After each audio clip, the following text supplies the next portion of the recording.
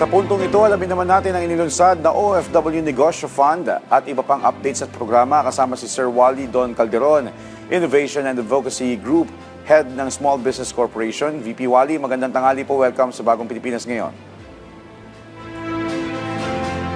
Magandang tanghali Joshua at kay Direk Cheryl. Magandang tanghali rin.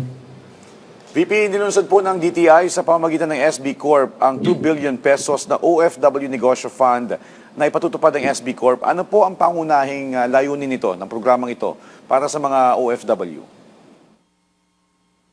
Tama Joshua, ito yung contribution ng Department of Trade and Industry sa pamumuno ni Secretary Chris Roque. Kami po ay under ng DTI, kami ang financing arm. So alam naman po natin na may nangyayaring krisis ngayon sa Middle East, sa Iran.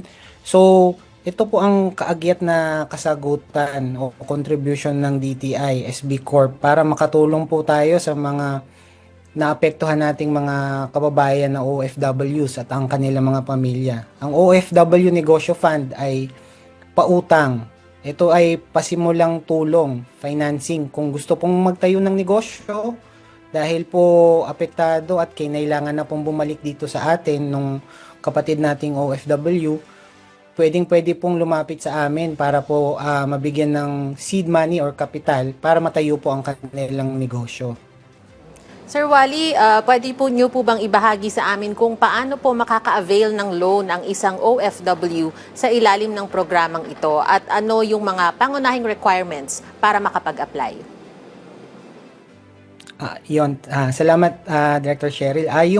Yung pag-apply, yun yung kagandahan sa aming programa. Mobile app lang po ang kailangang i-download ng isang gustong maka-access ng samut-saring programa ng SB Corp. So dito po yung kapatid nating OFW na gustong magtayo ng negosyo, download lang po yung app. Tapos po napaka-basic po ng mga requirements. Grupo lang po yan, 4. Government ID, business registration, ibig sabihin po yung mayor's permit niya, bank account, so may bank account details po, yung bank account number and yung pangalan na mag-a-appear, yung borrower po, at litrato po nung negosyo. Yun lang po. Lahat po yan, i-scan lang po or pipicturean gamit ang telepono at i-upload doon po sa mobile app. Nakapag-apply na po ang isang gustong mag-access ng financing sa amin. So, completely online po or through the phone na lang po, hawak-hawak na telepono, makakapag-apply na po ang ating mga kapatid na OFWs. Okay. Ito po, yung pautang po ng SB Corp, ang pinakamaliit pong amount na pwedeng mahiram sa amin ay 30,000 pesos. At depende po sa pangangailangan at kakayahan ng negosyong na itayo na or itatayo, pwede po kami magpautang up to 20 million pesos. Ganun po kalawak. Kasi po ang spectrum ng tinutulungan ng Small Business Corporation ay micro, small, and medium enterprises. So, kahit po yung napakaliit at yung medyo lumalaki na pong negosyo, kaya po naming bigyan ng assistance sa financing. Okay. Sir Wally, nabanggit mo kanina doon dyan sa may app, isa sa mga requirements, yung larawan ng negosyo. Paano kung wala pa silang picture ng business nila? Paano kung magbubukas pa lang o maglatayo pa lang ng negosyo? Diyan din ba sa app sila mag-a-apply? Yes. Sorry, Julius. Kung yung completely mag-start up ang tawag natin, hindi namin kasama hindi kasama sa requirement ang litrato ng negosyo, definitely. So yun, magiging 3 na lang ang kanyang requirements, yung ID, bank account, at yung mayor's permit. So 3 lang pag ikaw ay, syempre hindi ka pa nakapagtayo ng negosyo. Yung 3 requirements lang yun ang kailangan mong i-upload. Okay. Nasa magkano ang interest ito, Sir Wally? Say for example, they max out yung amount na 20 million pesos na pautang. Nasa magkano yung interest na inaasahan nila dito? Kung sakasakali. Oo. Sa lahat ng programa namin, Julius, nang-charge lang kami ng 1% per month based on diminishing balance na interest. So sa aming pagkakalkula, hindi ito 12% per annum. Dahil diminishing balance, sumusuma ito ng 6.7% per annum. So sa isang illustration, for example, 100,000 na loan, ang magiging interest nito pagkaraan ng isang buong taon na pagbabayad, 6,000 pesos lang, 6,700. Kaya sa yung sinabi kong computation, 6.7% lang ang actual interest cost na aming pinapataw sa aming mga programa. All across ito sa lahat ng programa ng SB Corp, Julius. Sir, sinabi ng DTI na hindi na kailangan ng collateral para sa mga loan na hanggang 5 million pesos. Paano po masisiguro na magiging responsable at sustainable pa rin ang paggamit ng pondo? Yes, Director Cheryl. Yeah, actually, yan ang hope namin ng DTI na na ang aming papautangin ay magbabayad dahil limitado nga rin ang pondo. Nais namin mapaikot ito at makapagbayad, mapautang din ng ibang nangangailangan. Sa amin bilang financing institution, meron naman tayong, at lalo na gobyerno, may safeguards tayo na institutionalize.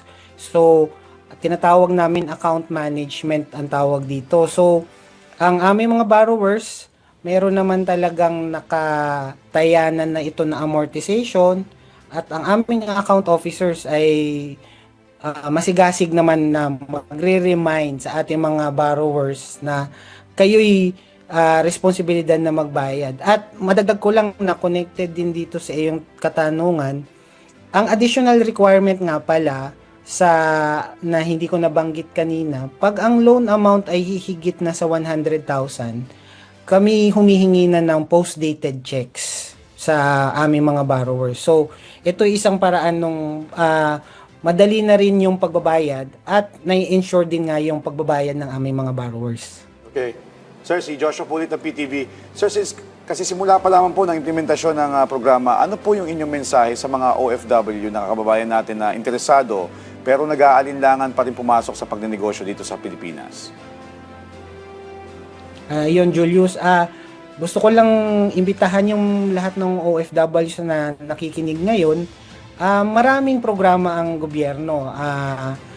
Sa DTI pa lang, aming mother agency, marami silang suporta para sa nagnanais o meron na talagang nasimulang negosyo. Meron ang training program, ang KMME, merong shared services facilities ang DTI, at ang iba pang ahensya ng gobyerno, lalo na ngayon meron ng standing order ang ating Pangulo na talagang dapat the whole of government ang pagtutulong. So, sa mga nakikinig na mga OFWs, kung kayo naman po ay talagang nagnanais na bumalik dito sa atin sa Pilipinas at magsimula ng panibagong pagkakakitaan, makakaasa po kayo na meron mga programa ang gobyerno. Lahat ng nabanggit ko, tapos kami po sa DTI Small Business Corporation, pag kayo po ay desidido na at nakabuelo na po na gusto niyo pong magtayo ng negosyo, nandito po kami para sa inyong pangangailangan ng karagdagang kapital.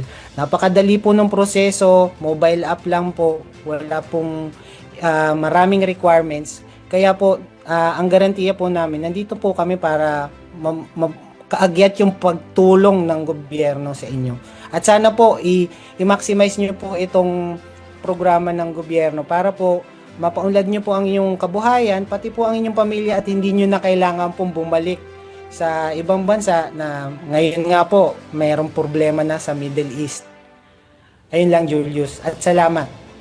Sir, para naman po sa iba pa nating mga kababayan na apektado rin ng epekto ng pagtaas ng presyo ng langis at iba pang suliranin, ano po yung kasalukuyang programa ng SB Corp na maaaring makatulong sa ngayon sa ating mga kababayan, lalo na po yung mga gustong magsimula ng negosyo? Ayun, Director Cheryl, igrupo natin sa aming existing borrowers, meaning meron na kaming humigit kumulang 80,000 na napautang na maliliit na negosyante. So, lalo na kung existing at mayroong good repayment track record sa amin, maaari rin silang umutang uli ng karagdagang kapital kung ito'y kailangan nila dahil nga medyo nag-i-struggle ang negosyo dahil mataas ang bilihin. Para naman po doon sa kahit hindi po OFW, kasama po sa event na nilaunch ng aming butihing Secretary Chris Roque kahapon, Meron din pong pautang na Women's Enterprise Fund. So yung mga kababayan po natin kababaihan na nagnenegosyo, pwede rin pong lumapit sa amin. Meron din po kaming mga financing options sa kanila. Meron din pong Exporters Business Expansion Financing na nilaunch kahapon. 3 bilyon po ang inallocate ng gobyerno dito, ng aming butihing secretary. So, in-announce din po namin kung kayo po'y kahit maliit or malaking kumpanyang tumitingin na mag-modernize, mag-expand ng inyong operation at ma-penetrate ang export market po natin, pwede rin po kayong lumapit sa amin at pwede rin po kaming tumulong ng financing sa inyo. On that note, maraming salamat po sa inyong oras at sa impormasyon, Sir Wally Don Calderon, Innovation and Advocacy Group, Head ng Small Business Corporation. Thank you po.